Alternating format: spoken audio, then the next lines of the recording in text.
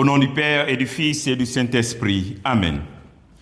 Viens, Esprit Saint, remplis les cœurs de tes fidèles et fais-les brûler du feu de ton amour. Ô Seigneur, envoie ton Esprit et tout sera créé et tu renouvelleras la face de la terre. Bien-aimés dans le Christ, nous sommes aujourd'hui samedi 18 avril 2026 et la parole de Dieu qui nous est proposée en ce jour est de Jean chapitre 6, versets 16 à 21. Le soir venu, les disciples de Jésus descendirent jusqu'à la mer. Ils s'embarquèrent pour gagner Capharnaüm sur l'autre rive. C'étaient déjà les ténèbres et Jésus n'avait pas encore rejoint les disciples. Un grand vent soufflait et la mer était agitée. Les disciples avaient ramé sur une distance de 25 ou 30 stades, c'est-à-dire environ 5000 mètres. Lorsqu'ils virent Jésus qui marchait sur la mer et se rapprochait de la barque, alors ils furent saisis de peur. Mais il leur dit, « C'est moi, n'ayez plus peur. » Les disciples voulaient le prendre dans la barque. Aussitôt, la barque toucha terre, là où il se rendait. Acclamons la parole de Dieu. Louange à toi, Seigneur Jésus. Après la multiplication des pains, Jésus se retire dans la montagne.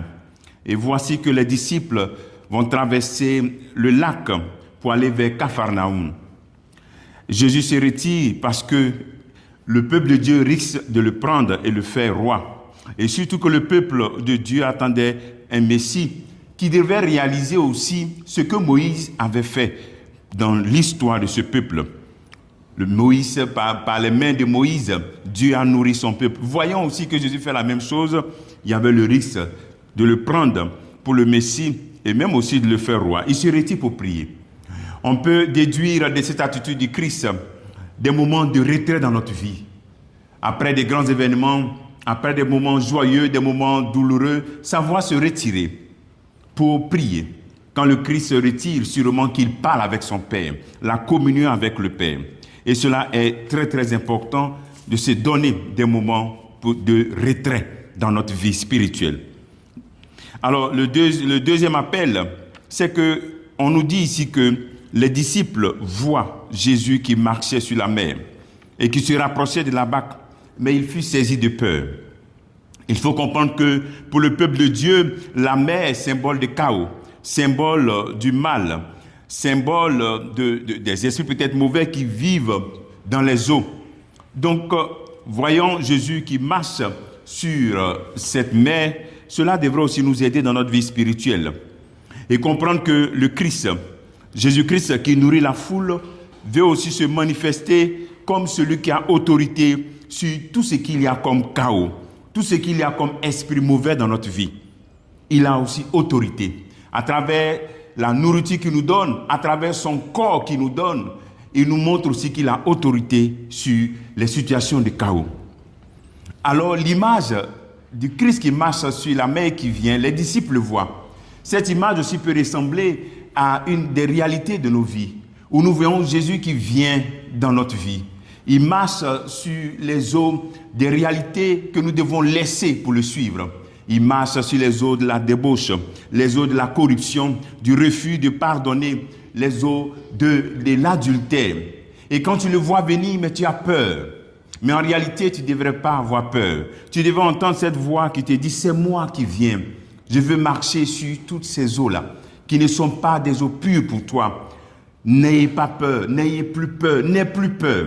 Laisse-moi rentrer dans ta vie.